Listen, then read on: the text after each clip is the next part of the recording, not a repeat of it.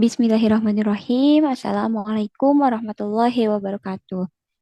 Alhamdulillahirrabbilalamin. Wabihi nasta'in ala umuri dunya waddin. Wassalatu wassalamu ala asrofil anbiya'i wal mursalin. Wa ala alihi wa sahbihi asma'in. Amma ba'du. Alhamdulillah umat solehah semua. Sekarang kita masuk ke materi mendidik anak minim teriak dan marah-marah. Nah, sesungguhnya manusia adalah makhluk yang memiliki emosi di dalam dirinya. Ada banyak sekali jenis emosi yang bisa mempengaruhi bagaimana cara manusia itu menjalani hidupnya dan berinteraksi dengan orang lain. Tak jarang juga manusia seringkali dikuasai oleh emosinya sendiri. Padahal seharusnya manusialah yang seharusnya mengontrol emosi, bukan emosi yang mengatur manusia kan?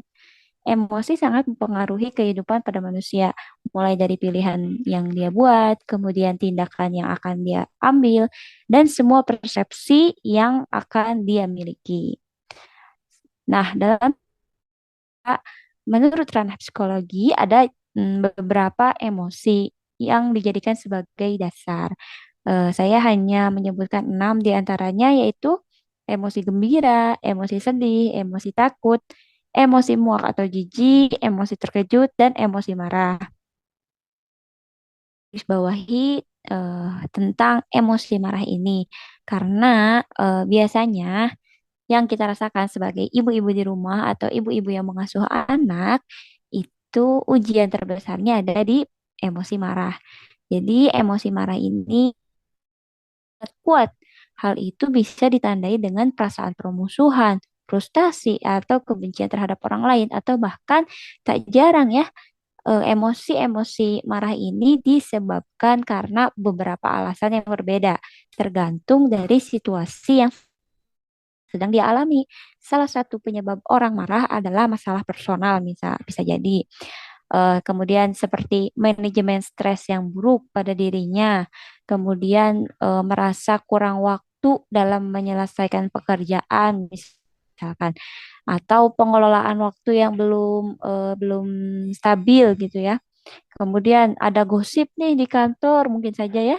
Kemudian ada mom shaming, kita selalu marah kan akan hal tersebut gitu.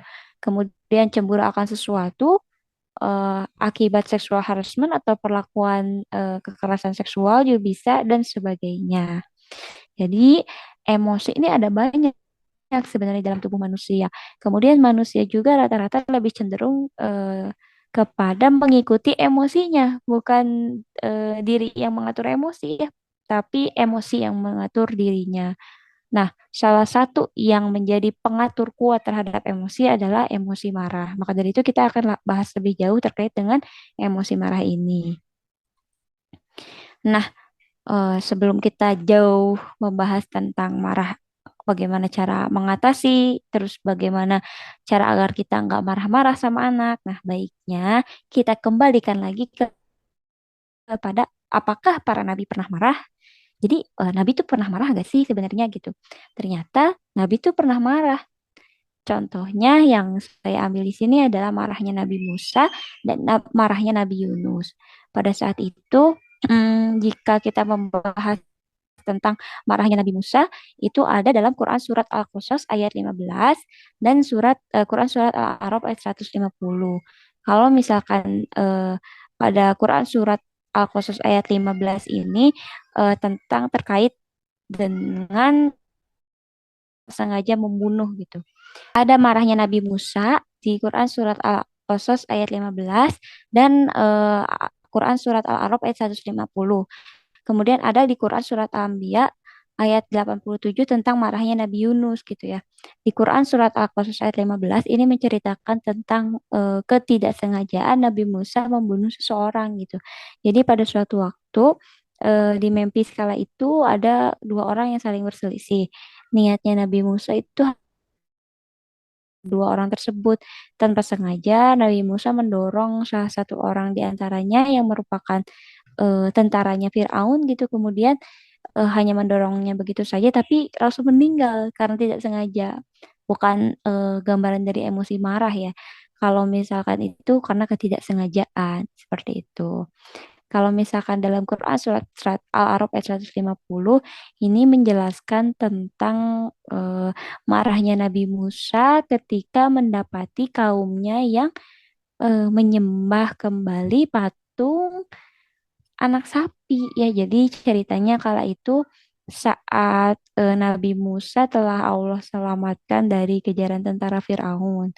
Nabi Musa membelah lautan kan. Nabi Musa dan kaumnya lewat tuh, lewat Sungai Merah. Nah, ketika tentara Firaun yang mengejarnya masuk ke dalam, Allah kembalikan lagi lautnya seperti semula sehingga Firaun dan tentaranya itu terbawa arus gitu ya, meninggal dunia karena terbawa arus. Nah, kalau misalkan Nabi Musa dan kaumnya bisa lewat. Nah, pada melewati peristiwa tersebut, Nabi Musa dan kaumnya karena belum ada perintah dari Allah untuk sementara waktu, Nabi Musa dan kaumnya itu tinggal di dekat sungai Sungai Merah tersebut gitu. Karena perbekalan pakaian dan perbekalan makanan yang mereka bawa itu sedikit ya, karena dikejar tentara Firaun kan, tidak tidak sempat untuk mempersiapkan perbekalan yang banyak gitu ya.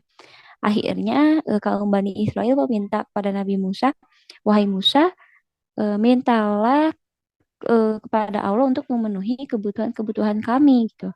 Kemudian eh, untuk mengetukkan tongkatnya di atas batu dan dari sana muncul 12 mata air seperti itu. Di sana muncul 12 mata air. Tidak hanya sampai di sana, kaum Bani Israel meminta lagi Nabi Musa untuk meminta makanan ya. Jadi mereka tuh bilang, wahai Musa, air saja tidak cukup untuk memenuhi kebutuhan kami gitu ya. Air saja tidak cukup untuk memenuhi kebutuhan kami. Kami harus makan, kami harus makan sesuatu gitu untuk bertahan hidup. Akhirnya lagi-lagi mereka Allah berikan mana wasalwa ya, sesuatu yang datang dari langit.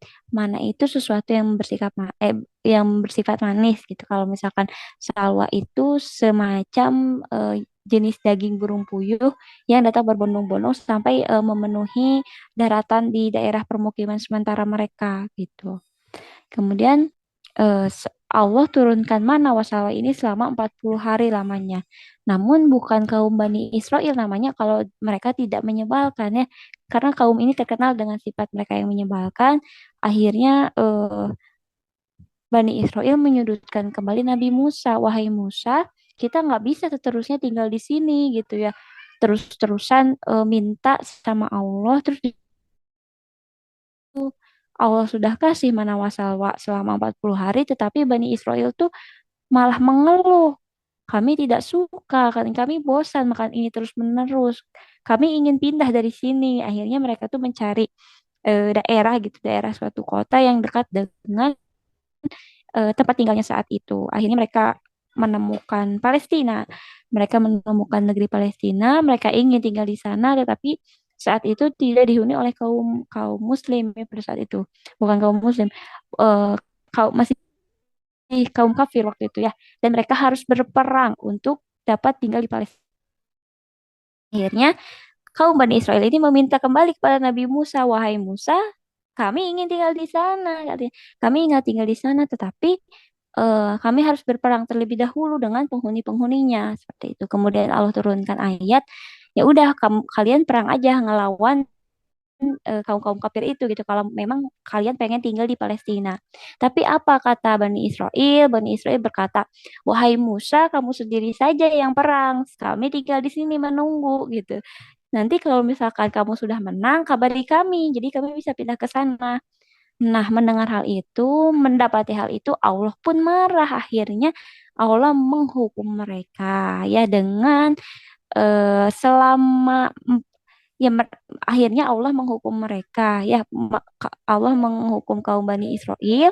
Mereka dihukum selama 40 tahun tersesat dan tidak bisa memasuki Palestina. Jadi sebagian ulama menjelaskan mereka tuh hanya berputar-putar di sana gitu ya selama 40 tahun. Nah, karena sudah selama itu akhirnya Nabi Musa memutuskan, ya sudah biarkan aku yang berdoa kepada Allah agar hukuman ini diselesaikan.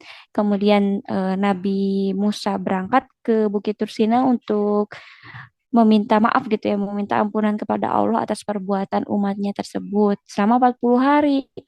Nah, pas di sana di Bukit Tursina, Nabi Musa Allah berikan kitab Taurat dan akhirnya setelah Nabi Musa mendapatkan kitab tersebut, Nabi Musa pulang ke kaumnya, ke Bani Israel yang tersesat yang masih Allah hukumnya karena mereka tuh emang semenyebalkan itu gitu.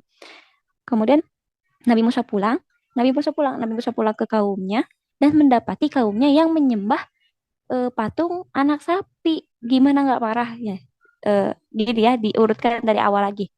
Allah telah menyelamatkan mereka dari kejaran tentara Firaun yang sudah meninggal.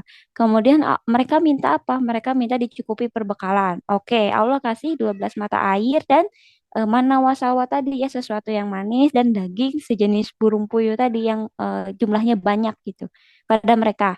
Tapi setelah dicukupi perbekalan mereka apa? Mereka mengeluh karena bosan, makanya itu saja.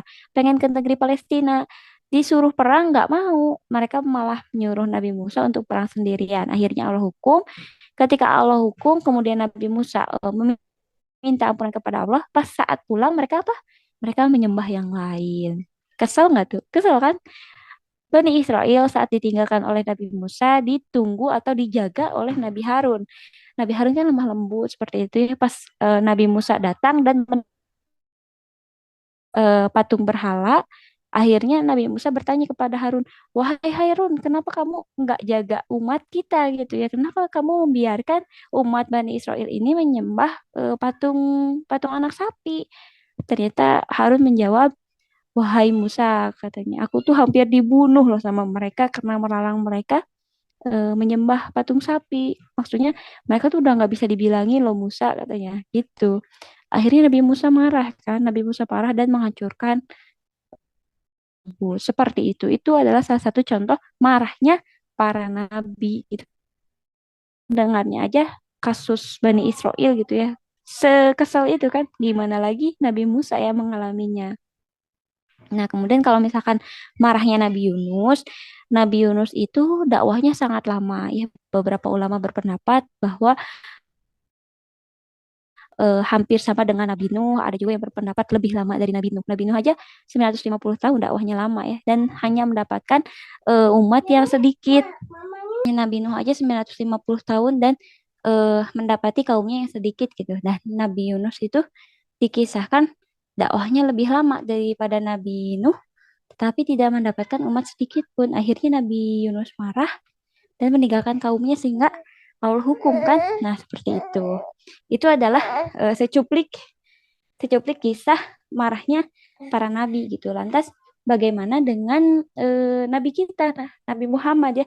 Apakah Nabi Muhammad pernah marah? Dapat dipastikan semuanya juga manusia pasti pernah marah.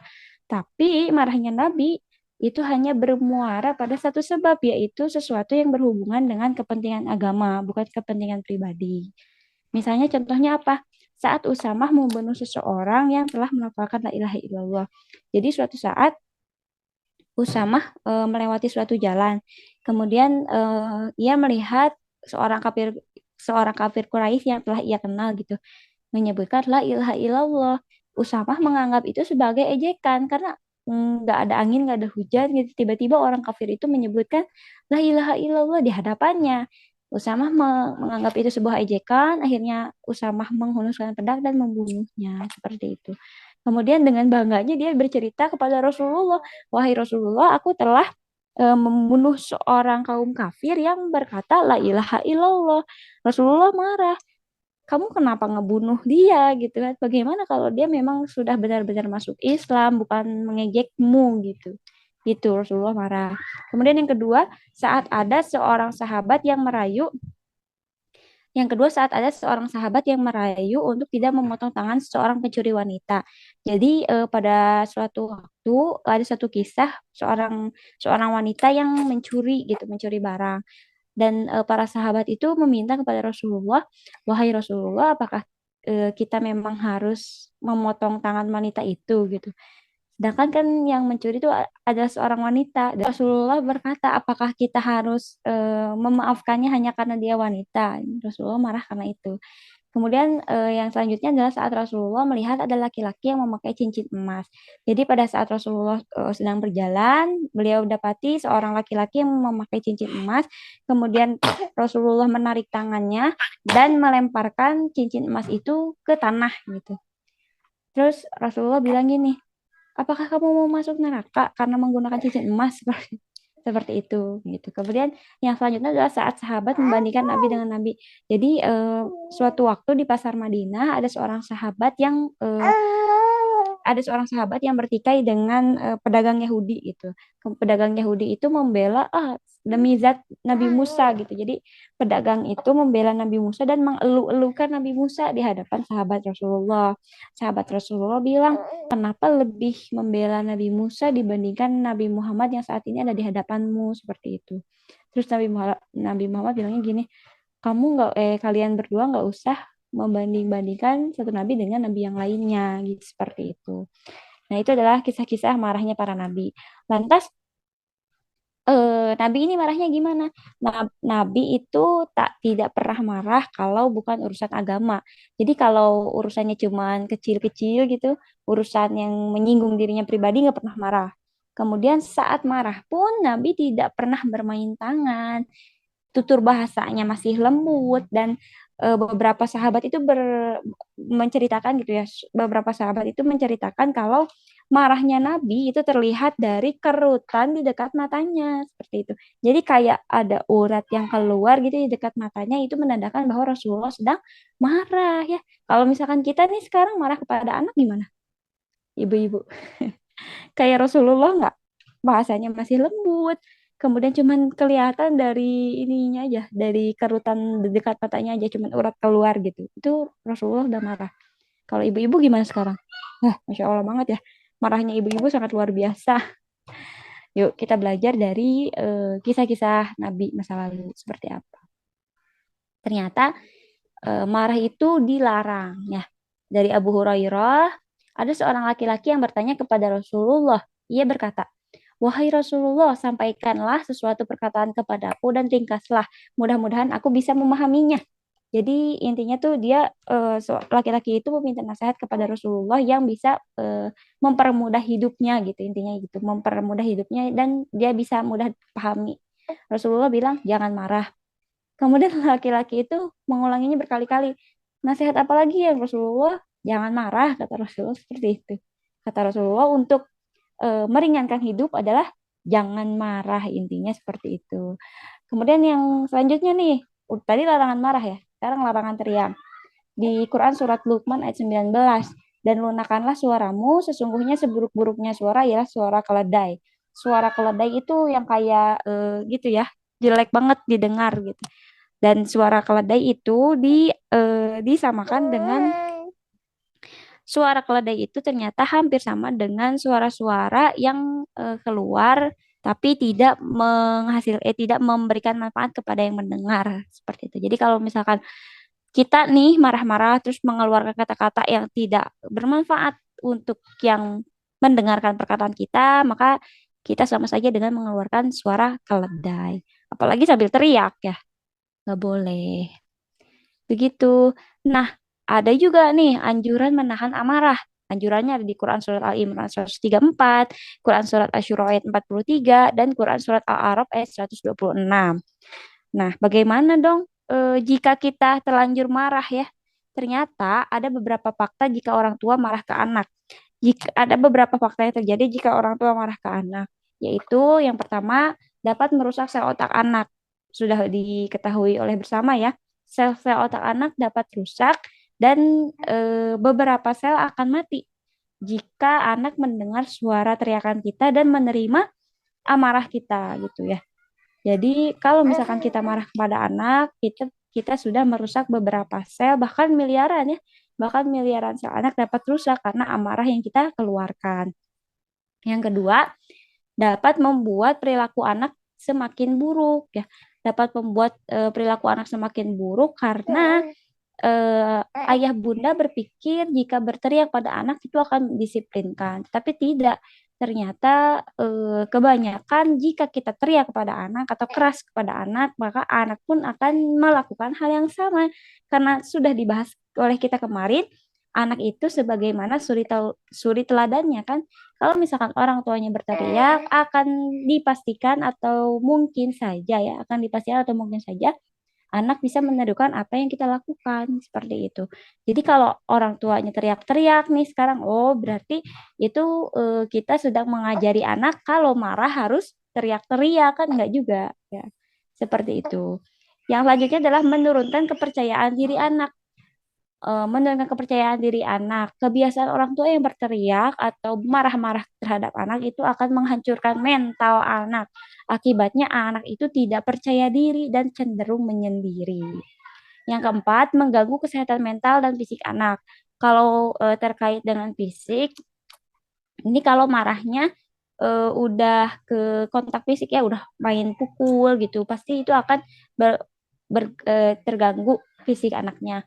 Kalau misalkan kesehatan mental, biasanya anak yang sering dimarahi atau diteriaki oleh ibunya cenderung lebih menutup diri, kemudian biasanya juga nggak mau, susah sosialisasi sama orang, misalkannya, atau takut ketemu dengan orang-orang baru karena mentalnya sudah terganggu biasanya. Kemudian walaupun nggak semua berarti anak yang penyendiri atau pendiam gitu atau nggak mau berbaur dengan orang lain itu sering dimarahi, nggak gitu juga, kayak ada beberapa, kan anak tuh ada beberapa sikap ya. Nah, salah satu sikapnya ya ada juga yang sifat dasarnya memang seperti itu gitu. Tapi kalau ini hanya menjelaskan tentang dampaknya. Jadi siapa siapa tahu gitu ya, anak-anak kita tuh seharusnya tuh aktif, tapi karena sering dimarahi jadi seperti itu gitu. Kemudian yang terakhir adalah menghilangkan rasa hormat anak pada orang tua.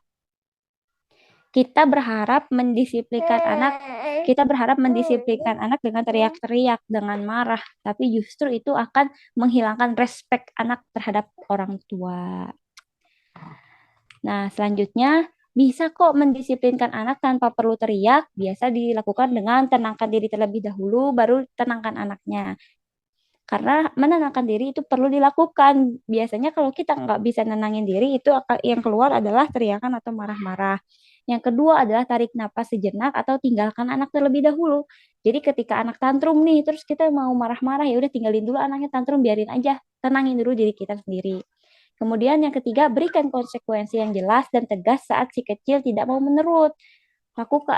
Berikan konsekuensi. Jadi kalau misalkan nggak nurut nih, ada konsekuensinya. Kenapa melakukan apa gitu ya.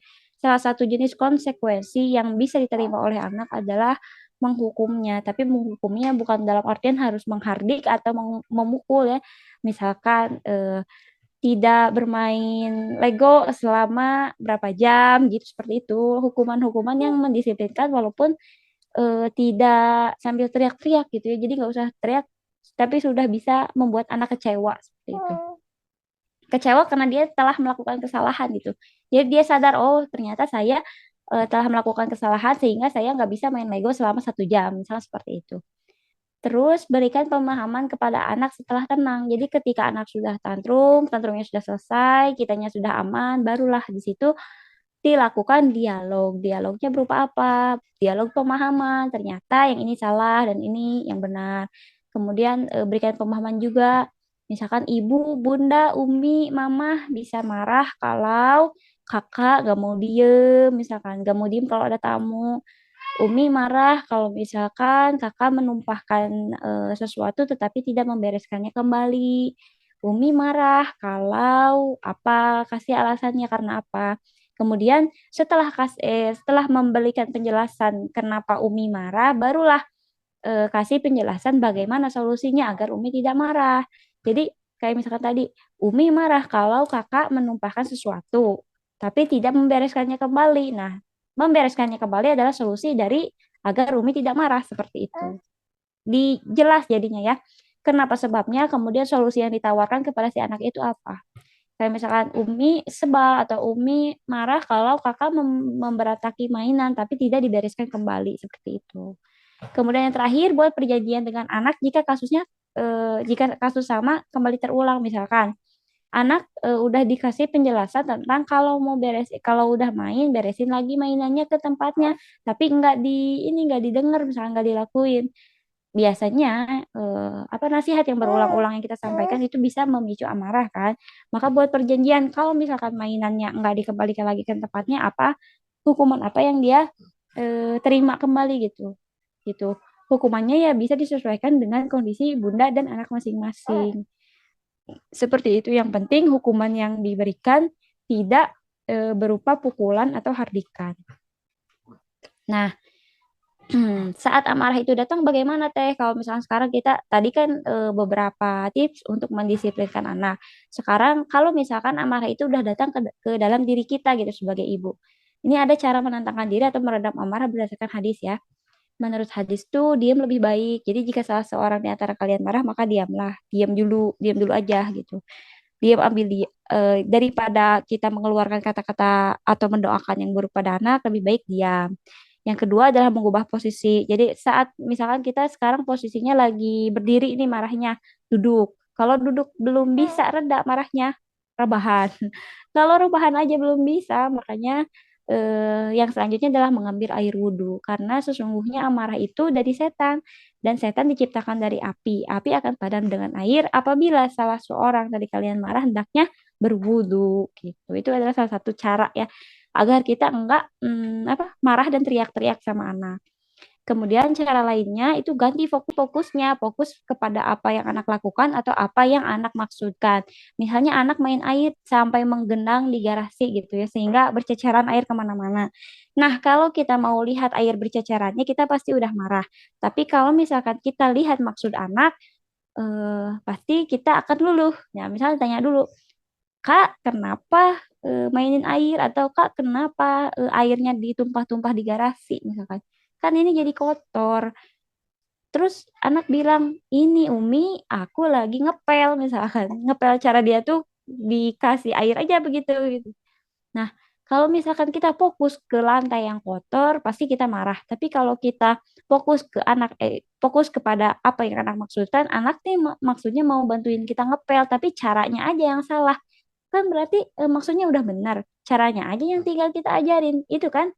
Nah, ganti fokusnya biar kita nggak marah. Kemudian banyak-banyak beristighfar dan berzikir sama Allah. Diperluas lagi sabarnya dan kasih sayang terhadap anaknya. Ya, gimana lagi ya jadi ibu-ibu mah harus sabarnya harus luas. Kemudian diturunkan kembali kadar kemarahannya. Nah, selanjutnya ini cara menenangkan diri atau meredam amarah berdasarkan ilmu psikologi.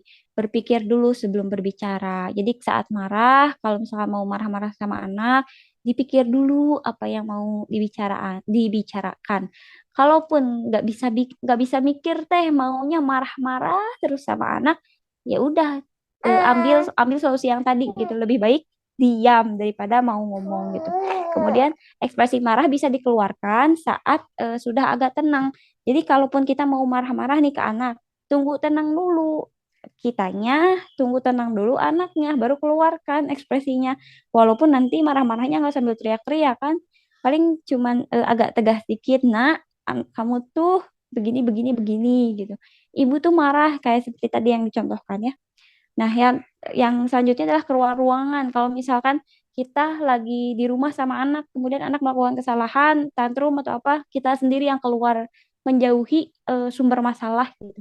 Tapi kalau anak saya tuh ngikut-ngikut gitu, ngikut terus walaupun lagi tantrum tuh ngikut kemana-mana. Ya udah kita masuk kamar, kita kunci dulu bentar. Bukan anaknya yang dikunci ya, kita sendiri yang dikunci. Tenangin dulu, istighfar dulu, diem dulu, tenangin dulu tenangin dulu diri baru ketemu anak. Jadi walaupun anak masih tantrum tapi kita udah tenang, pasti amarah nggak akan terjadi gitu. Itu yang dinamakan ambil waktu sejenak ya, ambil waktu sejenak sambil keluar ruangan. Dan identifikasi solusinya. Kalau misalkan nih kita udah tahu masalahnya di mana, baru identifikasi solusinya. Oh, aku harus melakukan hal ini karena masalahnya ini, misalkan seperti itu. Kemudian jangan menyimpan dendam. Apalagi ke anak sendiri ya, masa nyimpan dendam kan sama anak sendiri. Karena kakak udah melakukan ini, jadi Umi hukum ini, nggak boleh kayak gitu. Jadi nggak boleh nyimpan dendam ke anak sendiri. Nah, Cara nenangin yang lain adalah cara berhitung dalam hati. Jadi kalau amarah udah memuncak banget, coba deh hitung dalam hati, mungkin bisa agak lebih ini ya, agak lebih menenangkan. Kayak satu, dua, tiga seperti itu. Memang gak ada kerjaan sih, tapi kalau misalkan lagi marah, siapa tahu bisa meringankan gitu apa yang sedang dirasakan. Yang ke selanjutnya cari penyebab kenapa kita marah, kemudian rutinkan self talk. Biasanya kita marah tuh karena apa sih? Terus rutinkan self talk. Self talk ini buat apa? Biasanya apakah kita yang salah ataukah anak yang salah? Apakah anaknya memang menjadi sumber kemarahan ataukah memang kitanya aja yang lagi banyak masalah sehingga marah-marah ke anak kan itu ya? Apakah kita lagi ada banyak masalah terus jadi beban pikiran ke otak gitu terus ngelihat tingkah laku anak apapun itu jadi kita marah-marah jadi siapa yang salah di situ? Kitanya atau anaknya yang harus dievaluasi. Makanya rutinkan self talk. Kemudian coba untuk mengalihkan emosi. Kalau misalnya sekarang lagi emosi ini marah, coba alihkan kepada emosi yang lain. Memang agak sulit tapi patut dicoba. Nah, saya sudah terlanjur marah pada anak. Saya sudah terlanjur memukul pada anak. Bagaimana solusinya? Meminta maaf pada anak adalah solusi yang pertama. Terima diri dan akui diri bahwa kita salah. Terima diri dan akui kepada anak bahwa kita salah. Nak, maafin Umi karena Umi udah marah-marah tadi. Nak, maafin Umi karena Umi udah pukul kamu tadi. Nak, maafin Ibu karena tadi Ibu udah menjewer kamu. Misalkan, nak, gini-gini nih. Minta maaf dan jelaskan minta maafnya karena apa. Kemudian obati bagian tubuh anak yang kesakitan karena dipukul. Kalau misalkan ya, nauzubillah, mungkin tapi amit-amit semoga dijauhkan mungkin di antara kita pernah memukul anak terus memukulnya ada sampai lebam atau misalkan ada sampai goresan darah misalnya ya Allah kemudian obati obati bagian tubuh anak yang kesakitan karena dipukul diobati dengan kelembutan tentunya ya. Kemudian berikan penjelasan bahwa penyebab itu marah karena apa, sambil mengobati bagian tubuh yang sakit itu. Nah, kemudian sampaikan hal-hal yang dapat memicu amarah ibu. Nah, setelah disampaikan penjelasannya karena apa dan sampaikan juga ibu penyebabnya marah karena apa ya? Dipicunya dapat karena apa ya? Mungkin nak, mama marah ketika kamu nanti lagi apa gitu disampaikan. Biar anak paham. Biar anak paham sumber marahnya ibu nih dari mana sebenarnya gitu biar anak paham dulu. Selanjutnya, ikhtiar yang dapat dilakukan adalah peluk anak dan dekap dengan erat. Bisikan di telinganya kalau anak kita itu baik, solih atau solihah, kemudian pintar, hebat, dan lain sebagainya. Hal ini ditujukan untuk menaikkan kembali semangatnya sehingga kepercayaan dirinya tidak hilang. Seperti itu. Jadi mentalnya juga nggak rusak. Walaupun fisiknya, jika kita udah pernah memukul, jika fisiknya udah rusak, tapi mentalnya setidaknya bisa terselamatkan. Nah, selanjutnya adalah yang lain mungkin bisa diobati, hal yang lain mungkin bisa diobati, tetapi untuk sel otak yang sudah rusak karena teriakan yang sudah terjadi sudah tidak bisa kembali dan bagian tubuh yang terasa sakit itu akan teringat selalu. Ya, jadi mohon eh, mohon dengan sangat gitu ya pada kita sebagai semua ibu-ibu yang ada di sini, mari kita evaluasi bersama apakah memang rasa marah kita kali ini itu didasari karena memang anak kita yang salah atau kita yang salah ya. Kita yang kurang zikir atau istighfar sama Allah atau memang anaknya yang bandel ya. Sejatinya nggak ada anak yang bandel loh di dunia ini. Sejatinya nggak ada anak yang salah sih di dunia ini karena anak terlahir sesuai dengan fitrahnya masing-masing kan. Tinggal kita evaluasi aja diri kitanya. Diri kita tuh ngerti sama anak nggak sih? Diri kita tuh kenal sama anak kita sendiri atau enggak? Atau bahkan jangan-jangan diri kita sendiri juga nggak kenal sama diri sendiri kan? Atau bahkan kita marah karena emang emosi kita aja yang nggak bisa dikontrol, bukan anaknya yang salah. Tapi kita dengan tega memukul atau meneriaki anak begitu saja hingga otaknya hancur. Istighfar ya. Astagfirullahaladzim. Ya Allah, ya Rob. Ampuni hamba ya Allah. Karena telah menghancurkan otak yang telah engkau titipkan kepada anak kami. Aku telah menghancurkan mental anakku dengan meneriakinya. Aku telah menyakiti tubuhnya sampai lebam, sampai membiru, sampai terluka. Pada- Padahal engkau telah mempercayakan aku untuk mengurusnya dengan baik, tapi aku melalaikannya. Ingat ibu-ibu, semua yang kita lakukan kepada anak kita akan dipertanggungjawabkan nanti. Kalaupun kita udah terlanjur melakukan hal-hal yang tidak enak seperti itu, coba lakukan hal-hal yang sudah dibahas tadi. Insya Allah semoga dengan seperti itu Allah memaafkan apa yang telah kita lakukan. Dan semoga itu tidak akan membekas pada diri dan jiwa anak-anak kita.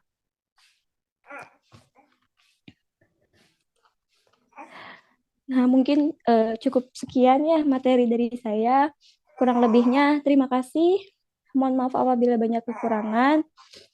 Kita tutup dengan doa kafaratul majelis. Subhanakallahumma bihamdika asyhadu alla ilaha illa anta astaghfiruka wa atubu ilaik. Wabillahi taufiq wal hidayah. Wassalamualaikum warahmatullahi wabarakatuh.